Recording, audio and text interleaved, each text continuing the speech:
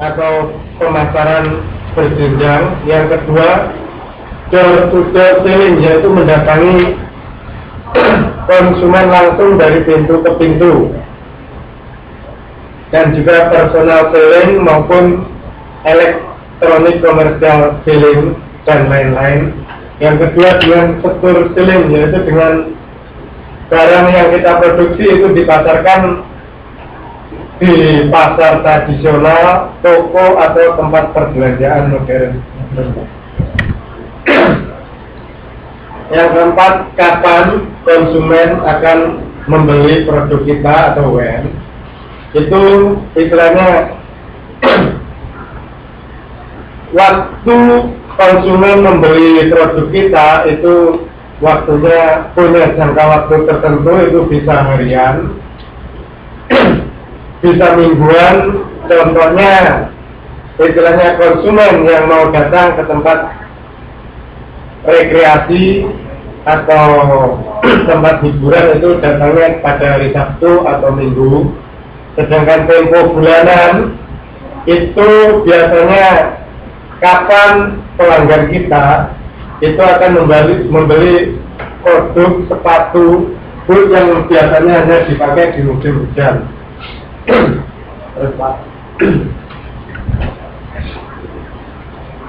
Yang keempat, mengapa dan bagaimana konsumen memilih produk kita, atau istilahnya why and how.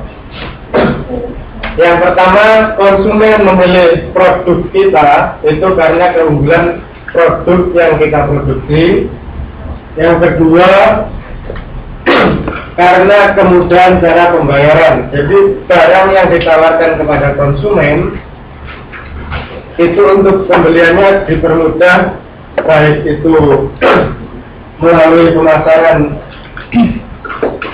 melalui website dan lain-lain. Yang kelima, kenapa why konsumen potensial tidak membeli produk kita? Menurut KLS tahun 2002, konsumen tidak membeli produk kita itu karena kebutuhan dasar konsumen tidak dipenuhi oleh produk yang kita produksi. Yang kedua, produk kita tidak memenuhi citra diri atau image pelanggan potensial. Yang keempat, produk pesaing memiliki fitur atau segmen yang lebih baik dari produk yang kita miliki. 4, produk yang kita produksi terlalu mahal. Pelanggan potensial memiliki biaya peralihan tinggi, yaitu untuk memilih. Andaikan pelanggan atau konsumen istilahnya seleranya tidak sesuai dengan apa yang diharapkan, dia bisa beralih ke produk lain. Yang ke-6, pelanggan potensial tahu akan keberadaan produk kita. Jadi istilahnya pelanggan itu menganggap istilahnya semisal saya membutuhkan produk yang saya mau, saya akan dengan mudah mendapatkan barang tersebut. Yang ke-7, pelanggan memiliki anggapan yang salah tentang produk kita. Contohnya, istilahnya barang produk Cina itu dianggap memiliki kualitas yang tidak terlalu bagus dengan produk Jepang. Yang ke-8, distribusi yang buruk sehingga produk susah ditemukan. Berhubung waktunya sudah habis, cukup sekian presentasi yang saya sampaikan. Assalamualaikum warahmatullahi wabarakatuh. Mana pendapat Anda untuk kelas 5? Mas, siapa kalian? Mas Didi. Ya, jelas. Kemudian bikin ngantuk nggak? Jangannya soalnya nggak lama Pak, sebentar gitu. Oke, sebetulnya ini tadi mungkin Mas Didi perlu dikoreksi sedikit. Jadi itu kan yang poin ketiga itu. Produk pesaing memiliki fitur atau titik-titik yang lebih baik gitu ya. Tadi dengar nggak atau apa tadi? Saya bilang segmen atau apa? Iya, bilang segmen. Benar nggak kira-kira? Segmen. Segmen apa betul? Segmen apa maksudnya gitu ya? Bukan segmen, tapi fitur atau benefit ya. Benefit itu keunggulan atau keuntungan ya. Beda lagi, jadi segmen itu bukan fitur ya. Ini menjebak sekali loh, hati-hati loh ya. Jadi fitur itu bukan segmen. Segmen lain lagi ya, ada belajar kan segmentasi kan. Ya, segmen Kalau benefit itu apa? benefit itu fitur, keuntungan. Jadi Anda kalau beli satu produk, benefitnya apa gitu. Misalnya kalau beli HP Nokia, sama, ada kameranya, bisa radio. Nah itu benefit atau fitur ya, feature. Kalau Inggrisnya feature, Indonesianya fitur ya, atau benefit. Oke. Terus apa lagi ya? Jadi sebetulnya ini beberapa alasan ya kenapa kok produk kita tidak dibeli itu sebetulnya juga hampir sama dengan konsep-konsep pemasaran strategik ya. Ingat nggak tadi ada 5 konsep ya? Ada konsep produksi, ada konsep produk, ada konsep penjualan. Nah, ini ada beberapa kan mencerminkan. Misalnya yang terakhir ini distribusi yang buruk sehingga produk susah ditemukan, berarti itu bertentangan dengan konsep apa yang apa ya? Distribusi. Pemasaran. Bukan. Distribusi kok pemasaran. Penjualan. Bukan. Penyaluran. Bukan berarti konsep penyaluran kawan. Iya, konsep produksi kan tadi kalau konsep produksi kan dijelaskan konsumen itu beli barang kalau produknya itu murah dan mudah didapat. Jadi kalau tidak mudah didapat kan berarti distribusinya tidak baik gitu kan. Terus contoh lainnya lagi pelanggan yang ketujuh itu pelanggan memiliki anggapan yang salah tentang produk. Jadi ini terkait dengan kualitas produk. Nah berarti ini bertentangan dengan konsep produk, ya kan? Jadi ini kualitasnya kan dianggap nggak baik. Oke, jelas ya? Oke, lanjut kita ke siapa lagi nih yang mau presentasi? Oke, monggo Mbak. Yang mana Mbak? Yang atas kayak. Ini ya.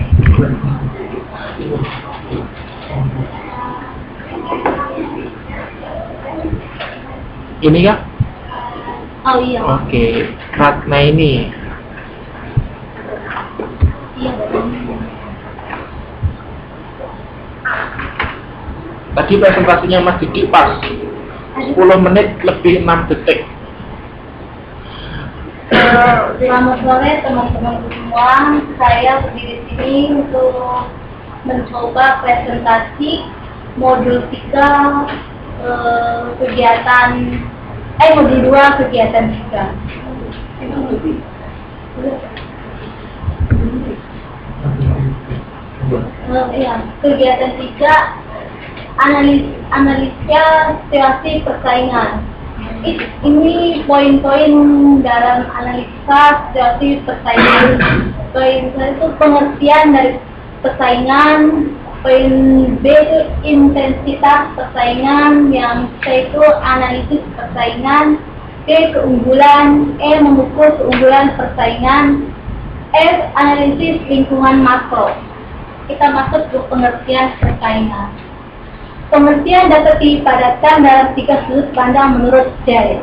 1. Pandangan ekonomi, persaingan terjadi dalam fase sempurna. Persaingan dianggap sebagai usaha untuk mencapai keseimbangan antara permintaan dan suplai yang memberikan keuntungan besar bagi perusahaan. Yang 2, sudut pandang industrial organisasi. Persaingan ditentukan oleh faktor pasar dan industri. Dalam industri seperti konsentrasi industri, jumlah dan ukuran perusahaan dalam industri, serta hambatan. Yang 3, sudut pandang bisnis.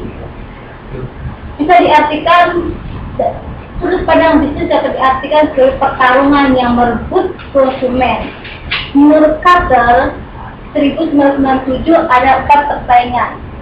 Poin pertama itu persaingan merek yang persaingan antara produk setipe dan setelah, misalnya close up dan smile. Yang B, persaingan industri, yaitu persaingan produk yang tidak tipe atau setelah, misalnya Daihatsu, Teoris, dan Honda Mini. Yang C itu persaingan manfaat, yaitu terjadi antara produk dari industri berbeda tetapi memberikan manfaat sama. Misalnya dalam kebutuhan transportasi, bus, kereta, pesawat. Dari ketiga model transportasi itu bersaing satu sama lain. Yang D, persaingan generik, yaitu persaingan antara produk yang memberikan manfaat yang sama sekali berbeda. Misalnya pada sebuah keluarga muncul pilihan uang yang tersedia untuk membeli mobil atau membiayai kuliah anak. Jadi persaingan membutuhkan uang tersebut. B, intensitas persaingan. Setiap perusahaan menginginkan tekanan pesaing rendah.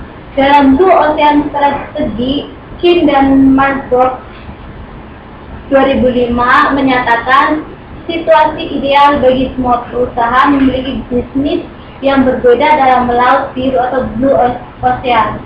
Istilah ini menurut Metropora situasi bisnis di mana persaingan tidak menjadi preferat. Yang harus dihindari adalah Red Ocean, yaitu situasi bisnis diwarai oleh pertarungan di darat. Faktor-faktor yang mempengaruhi tingkat persaingan menurut James. Satu itu potensi kesempatan, itu faktor-faktor dari struktur apanya ya? Faktor-faktor dari strukturnya. Itu satu, potensi kesempatan, dua, hambatan masuk, yang tiga, sifat produksi, yang empat, hambatan keluar, yang lima, homogenesis pasar, yang enam, struktur industri, yang tujuh, komitmen pada industri, yang delapan, fasilitas informasi teknologi, yang 9, skala ekonomi, B, iklim, 10, iklim ekonomi, yang 11, keanekaragaman perusahaan.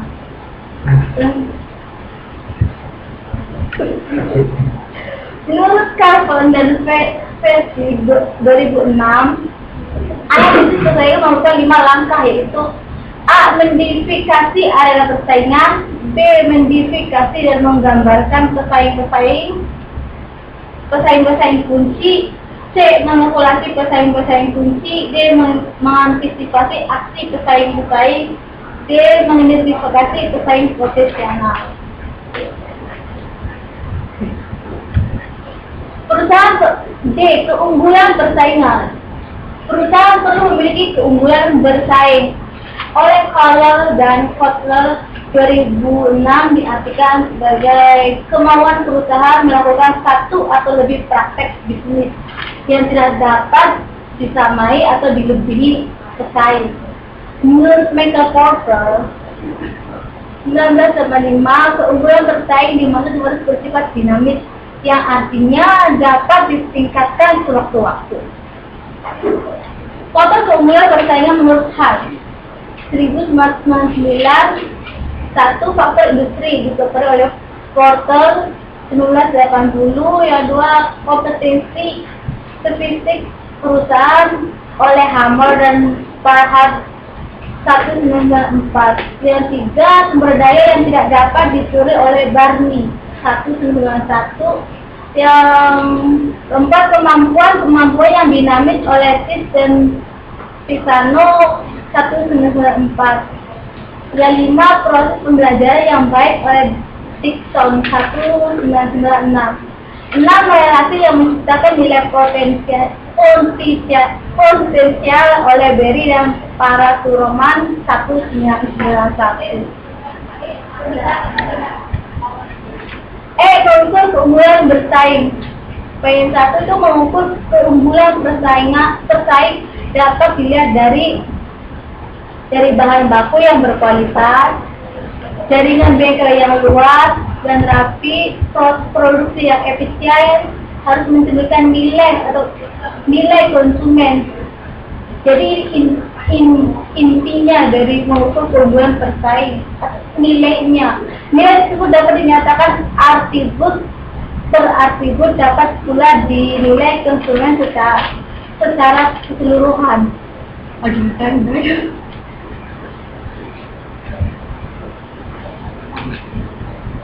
Misalnya apa?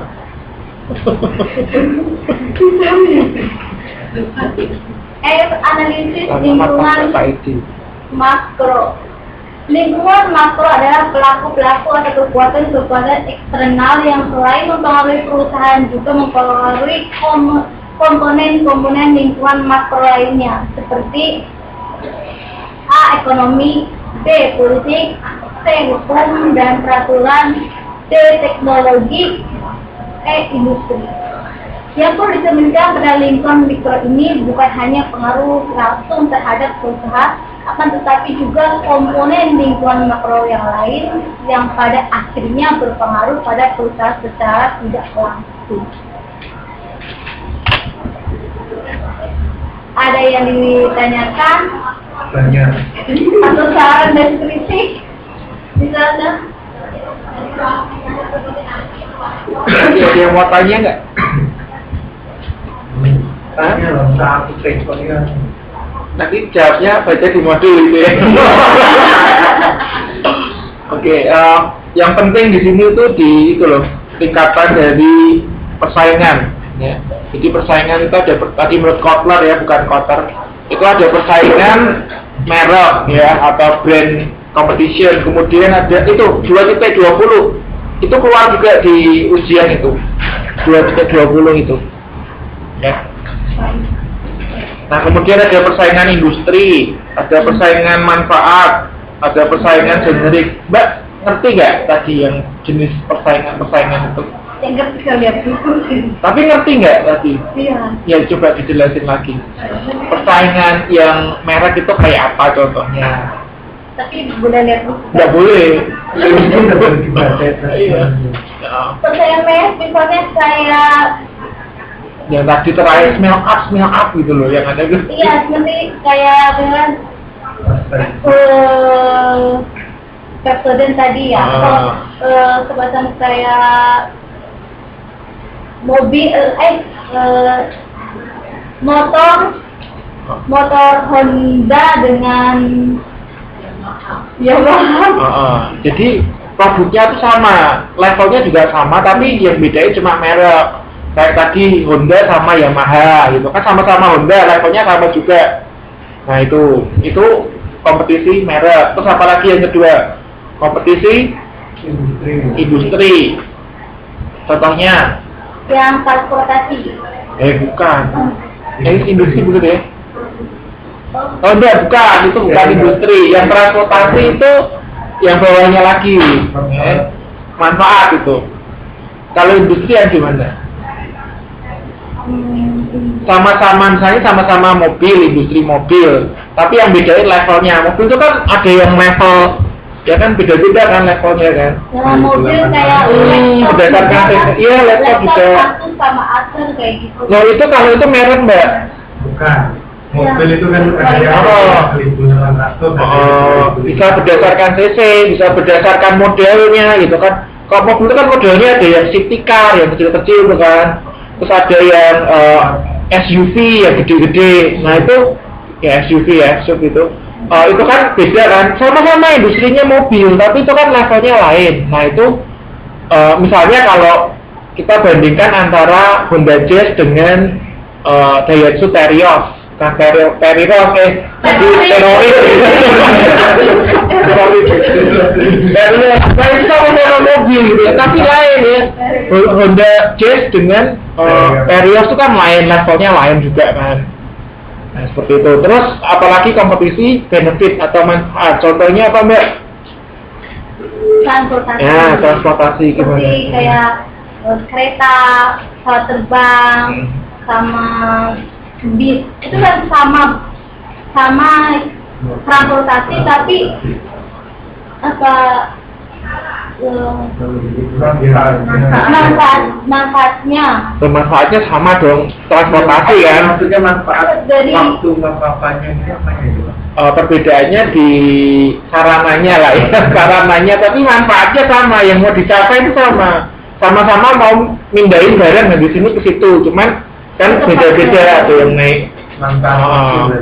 Manfaatnya sama mas, ya, manfaatnya sama. Yang manfaatnya dari sini ke sini, kalau naik pesawat lebih cepat, kalau satu naik mobil lama. Ya, itu jadi persaingannya antara pesawat dengan bis, dengan kereta, dengan kapal gitu ya. Kemudian terakhir persaingan generik. Generik uang.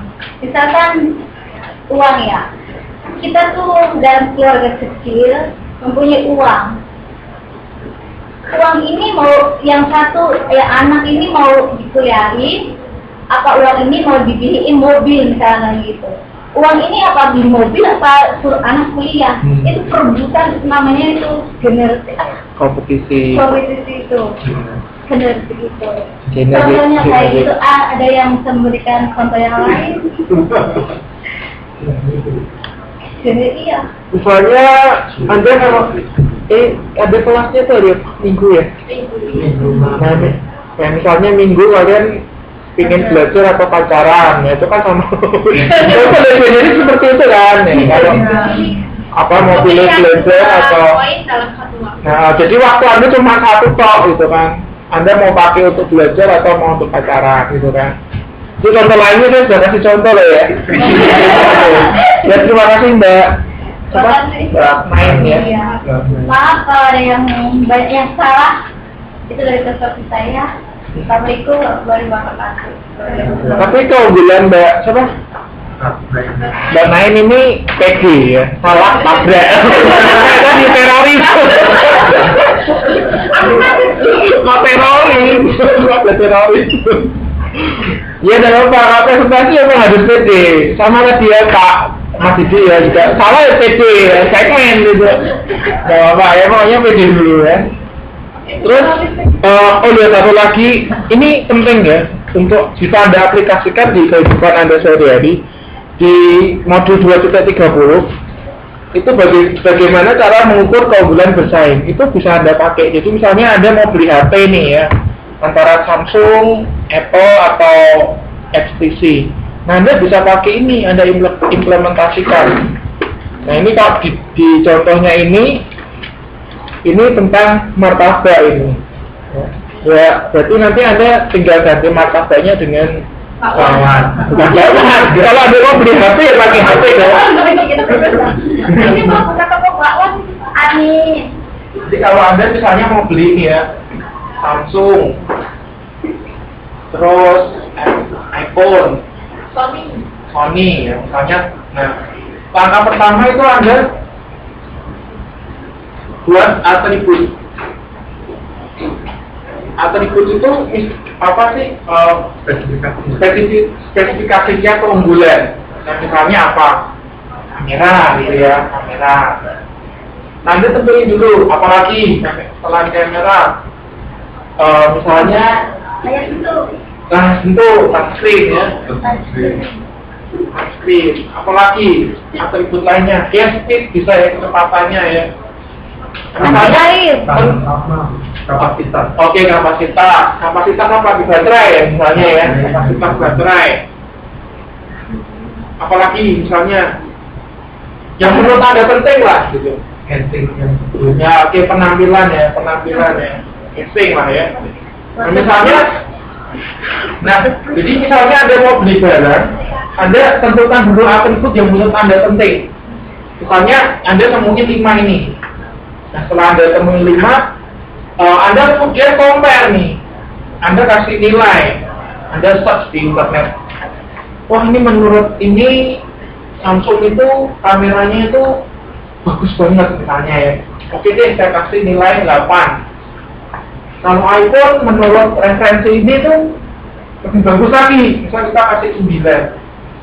Sony Lebih keren lagi. ya nanti ya harga di sini bisa ada jadikan atribut ya. Jadi kalau semakin mahal tuh nilainya semakin sedikit gitu kan. Kemudian Sony misalnya 10.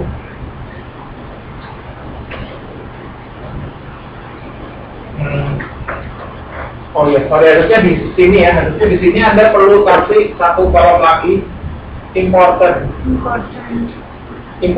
Jadi sebetulnya dari 5 atribut ini ya, dari 5 atribut ini yang menurut Anda itu paling penting itu apa sih?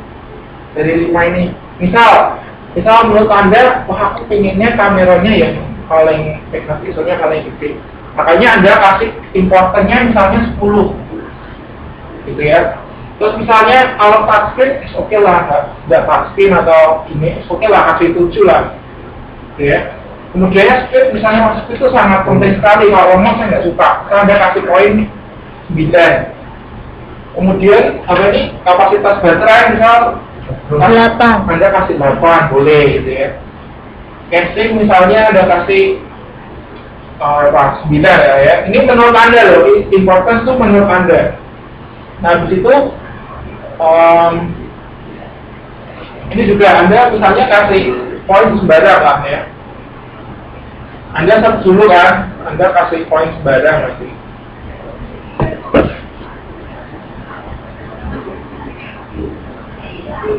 Nah, seperti ini. Terus habis itu setelah Anda membuat tabel peringkat ini ya, tabel peringkat ini Anda juga membuat tabel peringkat relative rating. Dari sini nanti importance itu Anda buat persenannya. Caranya gini, ini Anda jumlahkan semua berapa ini? Oke, let's say lah ya, misalnya lah ya 50 gitu ya. Nah nanti Anda buat presentasi di sini. Caranya gimana kalau Anda buat presentasi ini? 10, enggak dong, 10 per 50 kalikan 100%, ya kan? 7 per 50 kalikan 100%. Nanti Anda akan dapat ratingnya ya, peringkat ratingnya. Nah kemudian Anda buat lagi di sini rating performance.